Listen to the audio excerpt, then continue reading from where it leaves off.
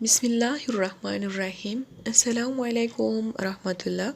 Hello my lovely viewers, welcome back to my channel M&J Cooking Studio.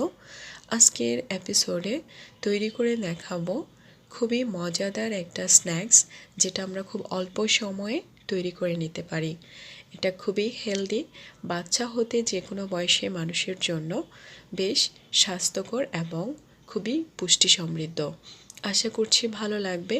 পুরো ভিডিওটা দেখার অনুরোধ জানাচ্ছি। সেই সাথে যারা নতুন এই মুহূর্তে প্রথম দেখছেন আমার এই চ্যানেলটি, যদি ভালো লেগে থাকে রেসিপিটা, তাহলে অবশ্যই প্লিজ সাবস্ক্রাইব করতে ভুলবেন না। প্রতিদিনের রেসিপি পেতে হলে পাশে থাকা বেল বাটনে ক্লিক করে অপশন থেকে অল বাটনে প্রেস করতে হবে। আর যারা নিয়মিত দর্শক, আমি সত্যি তাদের প্রতি অনেক অনেক বেশি কৃতজ্ঞ। তো বন্ধুরা, চলুন শুরু করা যাক আজকের এই মজাদার রেসিপিটা তৈরি করা।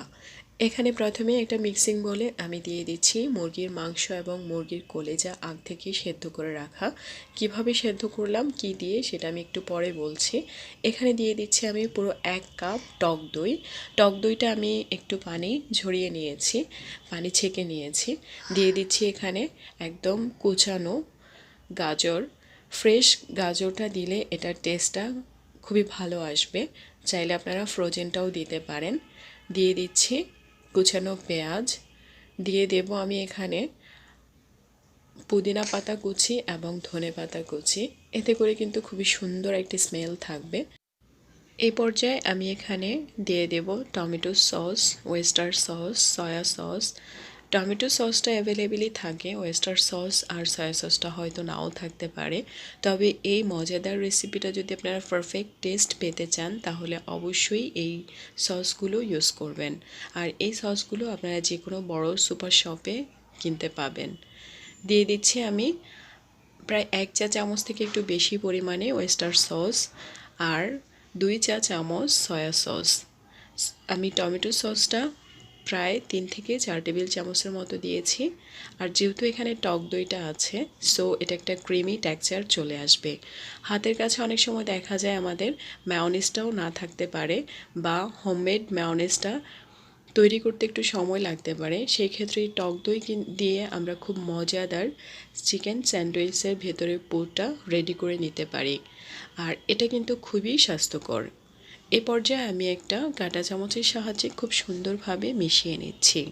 প্রয়োজন অনুসারে আমি আরও কিছু টক দই এখানে ইউজ করব। আমি টোটালি প্রায় 1.5 কাপ চিকেন ইউজ করেছি। এই পর্যায়ে আমি দিয়ে দিচ্ছি কালো গোলমরিচের গুঁড়ো প্রায় 1.5 চা চামচ। যদিও আমি এখানে চিকেনটা সেদ্ধ করার সময় কালো গোলমরিচের গুঁড়াটা ইউজ করেছি, এই পর্যায়েও কিন্তু একটু কালো গোলমরিচের গুঁড়াটা দিতে হয়। এতে করে এই স্যান্ডউইচের ভিতরে ফ্লেভারটা খুবই চমৎকার এবং লোভনীয় স্বাদের হয়। এই পর্যায়ে আমি আবারও খুবই ভালো করে মিশিয়ে নিচ্ছি। আর গাজরের পরিমাণটাও ছিল 1.5 কাপ। আমি সব কিছু একসাথে মিশিয়ে নিচ্ছি আলতো হাতে। এইভাবে তৈরি করলে বাচ্চাদের ক্ষেত্রে দেখা যায় ভেজিটেবলস প্লাস চিকেন এবং অন্যান্য উপাদানগুলোও কিন্তু খাওয়া হয়। আর এটা কিন্তু ডায়েট হিসেবে আপনারা খেতে পারেন রাতের ডিনারে, অথবা বাচ্চাদেরকে টিফিনে দিতে পারেন, সকালের নাস্তাতেও খেতে পারেন। ভেতরের পুরটা মিশিয়ে নেওয়া কমপ্লিট। এই পর্যায়ে আমি পাউরুটিগুলোকে চারপাশ থেকে ব্রাউন যে অংশটা সেটা কেটে নিয়েছি। দেন আমি এভাবে কোনাকুনি শেপ করে কেটে নিয়েছি। আর এতে করে কিন্তু এটা একদমই দোকানের হুবহু স্যান্ডউইচের মতোই দেখতে দেখা যায়। আপনারা চাইলে রাউন্ড শেপ করে বা বাচ্চাদেরকে অন্য কোনো ডিজাইনও এই স্যান্ডউইচটাকে কেটে দিতে পারেন। দেন আমি এখানে আমার পছন্দ অনুসারে লেয়ার করে ভিতরের পুরটা দিয়ে দিচ্ছি। আরও কিছু টমেটো সস বা টমেটোর ক্যাচাপ এখানে দেওয়া যায়, এতে করে খেতে কিন্তু খুবই টেস্ট লাগে। আমি এখানে 3টা লেয়ারে তৈরি করব, সরি 2টা লেয়ারে তৈরি করব। আর অন্যান্যগুলো আমি একটা লেয়ারেই করে নিয়েছি। তো বন্ধুরা, আশা করছি এই ঝটপট মজাদার স্ন্যাক্স রেসিপি অথবা চিকেন স্যান্ডউইচ রেসিপিটা আপনাদের কাছে ভালো লেগেছে। ভালো লাগলে অবশ্যই বাসায় তৈরি করবেন এবং আপনাদের মূল্যবান কমেন্ট বক্সে লিখে জানাবেন। এছাড়া কী ধরনের রেসিপি দেখতে চান সেটাও কিন্তু কমেন্টস বক্সে লিখে জানাতে পারেন। আমি অবশ্যই চেষ্টা করব খুব সহজভাবে সুন্দরভাবে বুঝিয়ে আপনাদের সামনে সেই রেসিপি উপস্থাপন করার জন্য। এরই মাঝে কিন্তু আমার দ্বিতীয় লেয়ারটাও হয়ে গেছে। এই পর্যায়ে আমি উপর থেকে ব্রেডটা দিয়ে দিচ্ছি। এভাবে তৈরি করলে কিন্তু খেতে খুবই ভালো লাগে এবং দেখতে অনেকটাই লোভনীয় লাগে।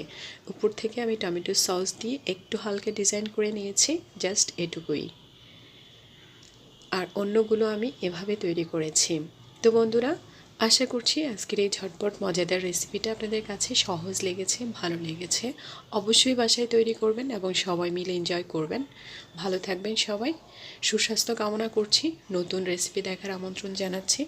আর প্লিজ অন্যান্য রেসিপি দেখতে চাইলে দয়া করে ডেসক্রিপশন বক্সটা চেক করে নেবেন। আর আমি এই রেসিপির প্রত্যেকটা ইনগ্রেডিয়েন্টস সঠিক পরিমাপ এবং কি কি ছিল সব কিছু আমি ডেসক্রিপশন বক্সে লিখে দেব, সেখান থেকে দেখে নিতে পারেন। আজ এই পর্যন্তই। ভালো থাকবেন সবাই। আল্লাহ হাফেজ।